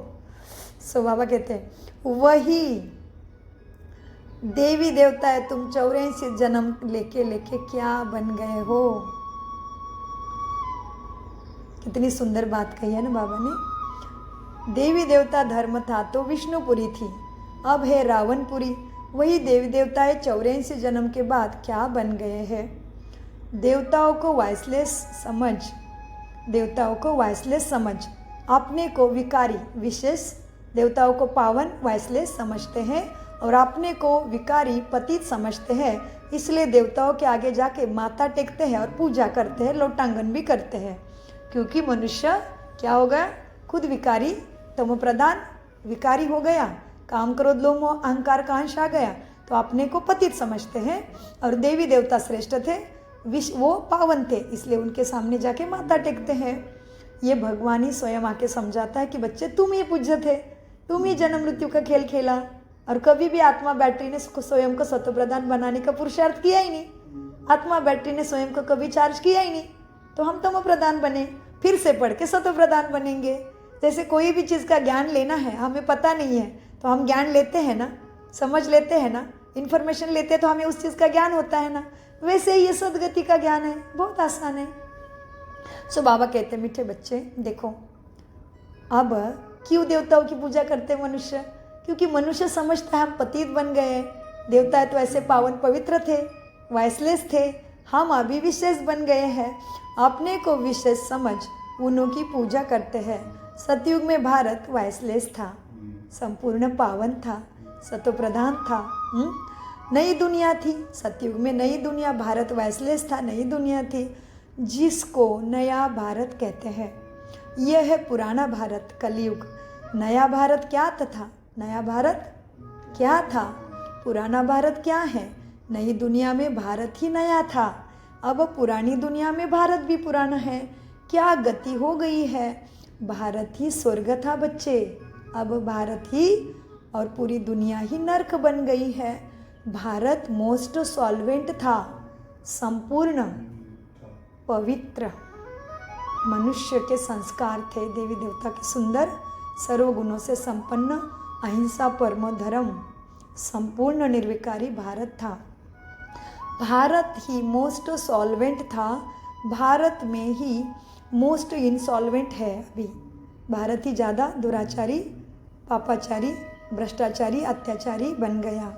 दूसरे के ऊपर नहीं कर रहे, अपने आप के ऊपर और घर में ही, रिश्ते नाते संबंधों में ही स्वार्थ के कारण क्या क्या हो रहा है हम सब जानते हैं। तो भगवान बताते हैं, भगवान क्या बोल रहे हैं, भारत मोस्ट सॉल्वेंट था, भारत ही मोस्ट इंसॉल्वेंट है। सबसे कर्जा लेते हैं, सबसे मदद की भीख मांग रहे हैं, प्रजा से भी भीख मांगते हैं। क्यों, गवर्नमेंट में जो टैक्स वगैरह पड़ते हैं ना हमसे, हाँ भारत में कि हर चीज़ का टैक्स वगैरह लगता है ना, तो उस चीज़ को बाबा इस भाषा में कहते हैं कि क्या करते हैं, अभी चलाने वाले देश को प्रजा से भी भीख मांगते हैं। यह तो समझ की बात है ना। आज के देह अभिमानी मनुष्य को थोड़ा पैसा मिलता है तो समझते हैं हम स्वर्ग में बैठे हैं। सुखधाम स्वर्ग को बिल्कुल ही नहीं जानते, इसलिए थोड़ा सा नाम मान शान मिल गया, थोड़ा सा सुख मिल गया तो कहते हम तो स्वर्ग में बैठे हैं। सुखधाम स्वर्ग को बिल्कुल नहीं जानते हैं, क्योंकि वहाँ पे तो सभी को सुख है, जैसा राजा उतनी प्रजा सुखी है। अभी है क्या एक जैसा सुख सबको, और वहाँ पे स्वर्ग में काल नहीं खाता है, समय के पहले किसी का शरीर नहीं जाता है, और अभी तो मृत्यु का है क्या भरोसा, छोटा बच्चा भी जाएगा, कोई भी कभी भी जाता है, हाँ तो ये स्वर्ग नहीं है। लेकिन बाबा ने क्या बोला, अभी थोड़ा सा पैसा मिला, थोड़ा सा सुख मिला तो कहते हम तो स्वर्ग में बैठे हैं। बाबा कहते हैं बच्चे, सुखधाम स्वर्ग को मनुष्य बिल्कुल भी नहीं जानते अर्थ सहित, क्योंकि पत्थर बुद्धि बन गए हैं। इसलिए मुझ पारसनाथ को, अमरनाथ को बुलाते हैं, क्या हो भगवान पावन बनाने, क्योंकि बुद्धि मन संस्कार पत्थर बुद्धि हो गए हैं। अब उन्हें पारस बुद्धि बनाने के लिए 7 रोज की भट्टी में बिठाओ। क्या कह रहे पारसनाथ, जाना है सोने की दुनिया में। और पारसनाथ किसको कहते हैं, परमपिता परमात्मा को ही। तो बाबा ने क्या कहा, क्लियर बताया, परमात्मा से सदगति की विधि जानना है तो परमात्मा से शक्ति लेना जन्म सिद्ध अधिकार सबका है, सभी आत्मा का जन्म सिद्ध अधिकार है सदगति को प्राप्त करना, सुख को प्राप्त करना, शांति को प्राप्त करना। केवल कोई आत्मा जाती है तो नहीं कहना कि भगवान उस आत्मा को शांति दें, हमें तो जीते जी शांति लेने का अधिकार है। लेकिन नज़दीकी किसी भी ब्रह्मा कुमारी सेंटर में जाके 7 दिवसीय वो विधि को समझिए, वो निःशुल्क सिखाया जाता है। एक दिन एक थोड़ा थोड़ा अभ्यास आपको नॉलेज दिया जाता है। जैसे हम स्कूल में जाते हैं तो क्या टीचर क्या पूरा ही बुक एक दिन में पढ़ाता है क्या, और क्लास भी कितने मिनट का रहता है? 45। क्यों? क्योंकि मनुष्य के साइकोलॉजी की स्टैमिना है, कोई भी बात को अंदर लेने का एक स्टैमिना रहता है। मन के एक स्थिरता कितने देर तक रह सकती है, कोई भी चीज़ मनुष्य को कितने देर तक अच्छी लगती है, उसकी कैपेसिटी कितनी, वो सारी बातों को सोच के क्लास, स्कूलों में भी कितने मिनट का क्लास बनाते हैं? 45 मिनट का एक क्लास रहता है ना। वैसे ही राजयोगा मेडिटेशन में रोज़ आपको थोड़ा थोड़ा 45 मिनट, 40 मिनट, 60 मिनट थोड़ा थोड़ा ज्ञान दिया जाता है, विधि समझाई जाती है कि परमात्मा से शक्ति लेने की विधि क्या है, अपने पापों का विनाश करने की विधि क्या है, प्रोसीजर क्या है, वो समझाते हैं। उसको एक कहते हैं 7 दिवसीय मेडिटेशन कोर्स। सो डरो नहीं, हाँ, और खर्चा भी नहीं लगता, किसी से कुछ लेता नहीं परमात्मा, वो दाता कभी लेगा क्या हमसे? नहीं। अब उन्हें पारस बुद्धि बनाने के लिए किसको? पत्थर बुद्धि, नहीं जान रहे, कुछ भी नहीं जान रहे, मांग रहे भगवान के पास, लेकिन देता कैसा है वो नहीं जान रहे। तो बाबा कहते हैं उन्हें, मनुष्य को पारस बुद्धि बनाने के लिए 7 रोज की भट्टी में बिठाओ, क्योंकि पतित है ना संस्कारों से, पतित को यहाँ तो बिठा नहीं सकते। डायरेक्ट ज्ञान पतित को मुरली समझ में नहीं आएगी, और भी कंफ्यूज हो जाएगा और भी दुखी हो जाएगा वो सुन के। इसलिए 7 दिन का कोर्स माना प्राथमिक नॉलेज लेना अति आवश्यक है। तो बाबा कहते पतित को यहाँ बिठा नहीं सकते, यहाँ पावन ही रह सकते हैं। वैसे सेंटरों में और मधुबन आबू में भी तो यहाँ पावन ही रह सकते हैं, जिन्होंने स्वयं को और परमात्मा का सत्य परिचय जाना है वही रह सकते हैं। पतित को अलाउड नहीं कर सकते मुरली में। अभी तुम पुरुषोत्तम संगम युग पर बैठे हो, जानते हो बाबा हमको ऐसा पुरुषोत्तम लक्ष्मी नारायण जैसे बनाते हैं। यह चल रही है सच्ची सत्यनारायण की कथा। सत्य बाबा, सत्य बाप, जिसको हम क्या कहते हैं भक्ति में? सत्यम शिवम सुंदरम महादेव।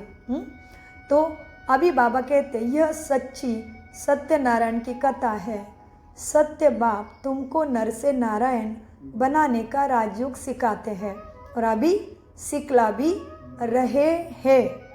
बाबा सत्यनारायण की सच्ची कथा भी और फिर नर से नारायण बनने का राजयोग भी तुम्हें अभी सिखला रहे हैं।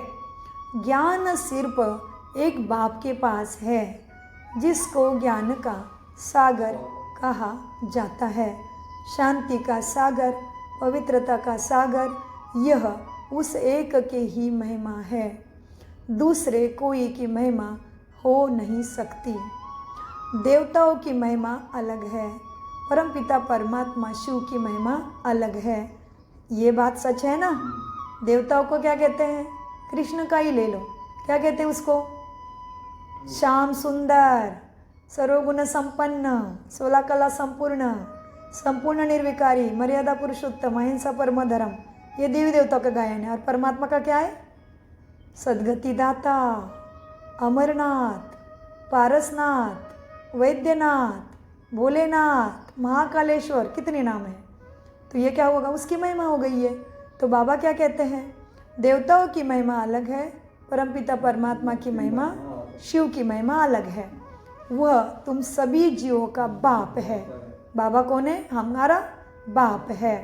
श्री कृष्ण है देवता। श्री कृष्ण क्या है? देवता है, बच्चा है, लेकिन वो सतयुग का नंबर 1 प्रिंस है, माना देवताओं में भी नंबर 1 है वो, इसलिए उसको नेक्स्ट टू गॉड कहते हैं। इसलिए गॉड माना लाइट, GOD, गॉड माना लाइट। परमपिता परमात्मा को गॉड कहते हैं, इसलिए गॉड कहने से मन पटल पे मूर्ति की निशान नहीं आएगा, और श्री कृष्ण कहने से श्री कृष्ण की मूर्ति मन पटल पे दिखेगी, क्योंकि श्री कृष्ण है नेक्स्ट टू गॉड, लॉर्ड है वो, lord Krishna, lord Hanumana, lord Rama. और परमपिता परमात्मा को क्या कहते हैं? गॉड, GOD का अर्थ जानने के लिए सहज राजयोगा का मेडिटेशन कोर्स करिए, नज़दीकी ब्रह्मा कुमारी सेंटर में जाके, आसान है। तो गॉड माना लाइट, लेकिन उसका भी क्या अर्थ है? लाइट क्या करती है वो समझाते राजयोगा में। तो बाबा कहते हैं बच्चे, वह परमपिता परमात्मा शिव की महिमा, देवताओं की महिमा अलग है। वह है बाप। परमपिता कौन है? बाप है। श्री कृष्ण है देवता।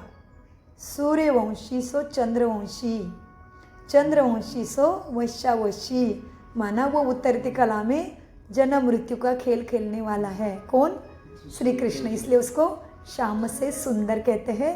और परम पिता सत्यम शिवम सुंदरम जब उसको मिलता है तो वो फिर से सुंदर बनता है ना। सो बाबा ने क्या बोला? श्री कृष्ण है देवता, सूर्यवंशी सो चंद्रवंशी, चंद्रवंशी सो उसको वैश्यवंशी, जन्म मृत्यु के खेल में उसको आना पड़ता है। मनुष्य हमसों का अर्थ भी नहीं समझते, केवल सोहम सोहम सोहम का जप करते रहते हैं, उसका अर्थ नहीं समझते कि हम ही कुल देवी, इष्ट देवी, पूज्य देवता थे। अभी हम साधारण बन गए हैं, हम ही फिर ऐसे पुरुषार्थ करके पूज्य बनेंगे। सो हमसों का अर्थ यही है।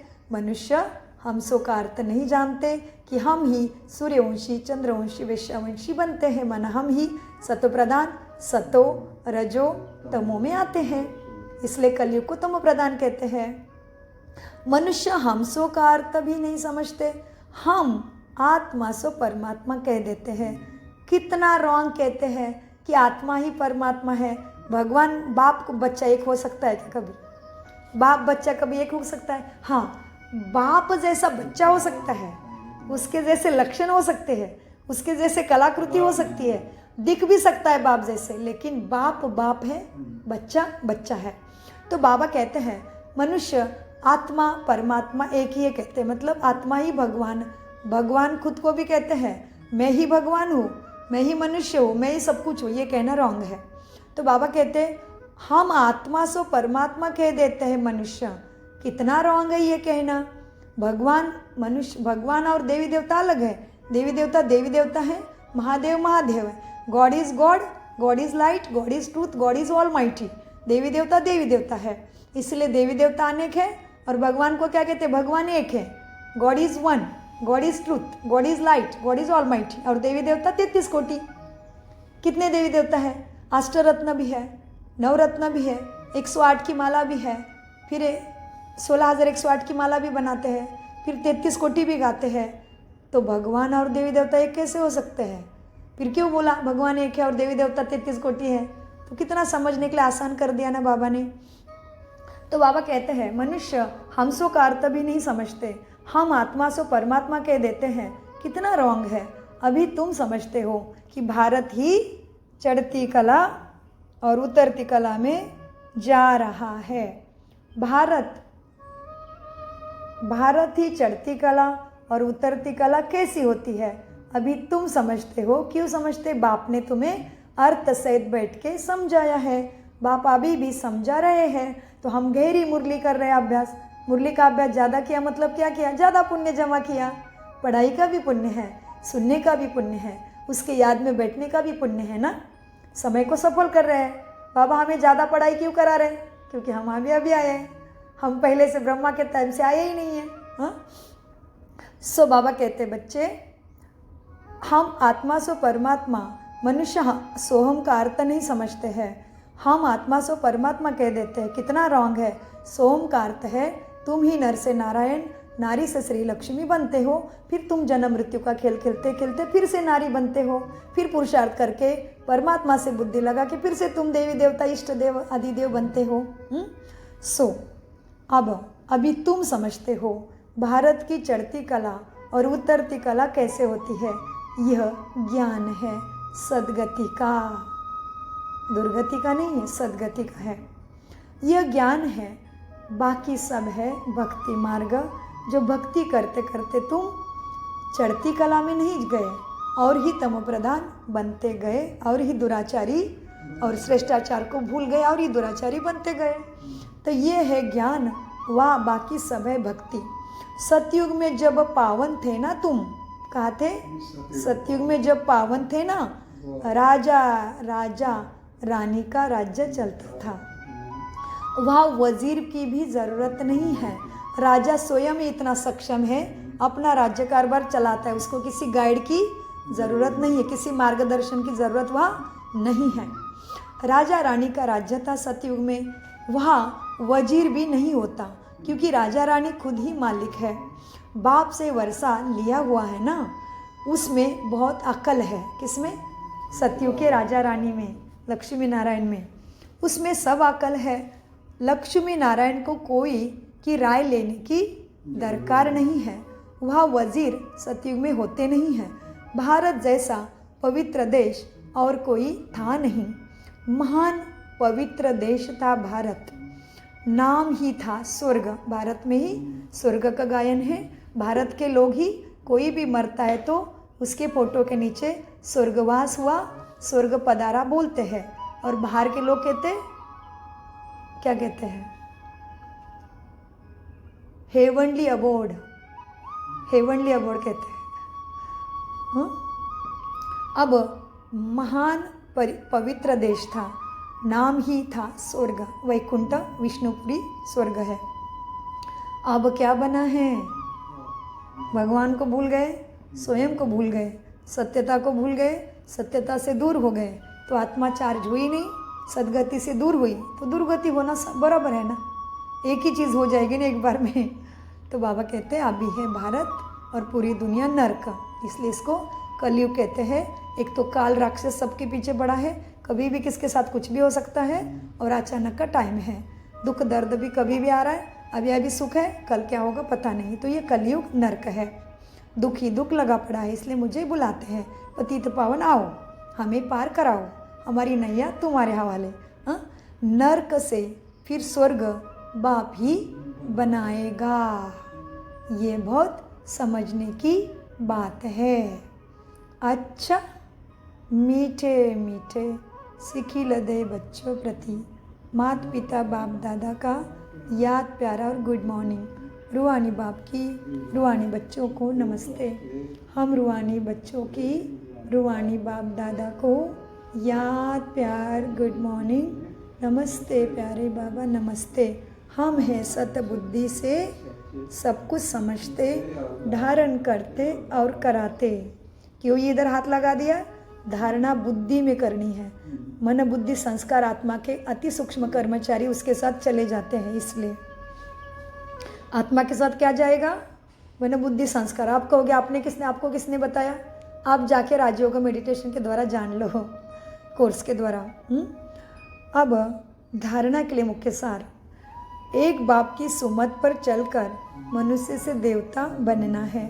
इस सुहाने संगम पर स्वयं को पुरुषोत्तम पारस बुद्धि बनाना है।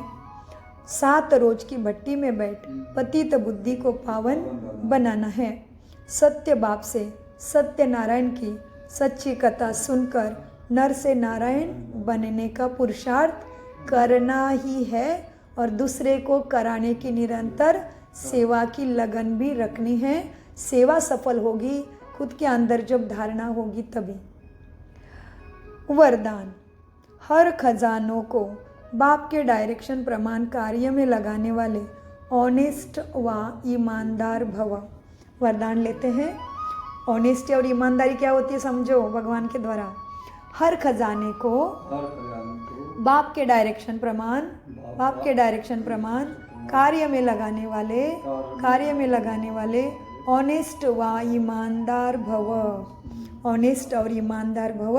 अभी बाबा से कौन से मिले खजाने, वो पहले स्मृति में लाओ।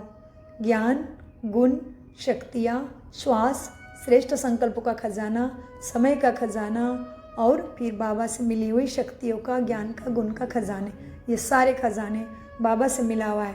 फिर तन, धन और मन भी बाबा से मिला हुआ है। वो सब कुछ उसके सेवा में लगाया तो ही हम बाप से ऑनेस्ट और ईमानदार है। वरदान का विस्तार। ऑनेस्ट अर्थात ईमानदार उसे कहा जाता है जो बाप के प्राप्त खजानों को बाप के डायरेक्शन बिना किसी भी कार्य में नहीं लगाए। अगर समय, वाणी, कर्म, श्वास व संकल्प परमत या संग दोष में व्यर्थ तरफ गवाते हो, सो चिंतन के बजाय पर चिंतन करते हो, सोमान के बजाय किसी भी प्रकार के अभिमान में आते हो, श्रीमत के बदले मनमत के आधार पर चलते हो, तो बाप से ऑनेस्ट नहीं कहेंगे तो प्राप्ति भी नहीं होगी। यह सब खजाने विश्व कल्याण के लिए मिले हैं। जो विश्व कल्याण में लगाओगे तभी तुम ऊंचा पद भी पाओगे। ये सब खजाने परमात्मा से, भगवान से विश्व कल्याण के लिए मिले हैं, तो उसी में ही लगाना यही है बाप से ऑनेस्ट ईमानदार बनना। उतना ही बड़ा उसका फिर पद भी ऊंचा और बाबा से उतना गिफ्ट भी, भाग्य भी, प्रारब्ध भी ऊंचा मिलेगा। स्लोगन, अपोजिशन माया से करनी है, दैवी परिवार से नहीं। किसी भी दैवी परिवार के अंदर दुर्गुण देखना, किसी का कुछ व्यवहार देख के सेंटर में नहीं जाना, सेंटर के निमित्त आत्मा नहीं है तो मुरली नहीं सुनना, ये सब नहीं करना है। अपोजिशन माया से करनी माना अपने अंदर के पुराने संस्कारों के ऊपर लड़ाई करनी है, किसी देवी आत्मा के साथ भी नहीं, किसी आत्मा के साथ भी नहीं। अपोजिशन माया से करनी है, दैवी परिवार से नहीं।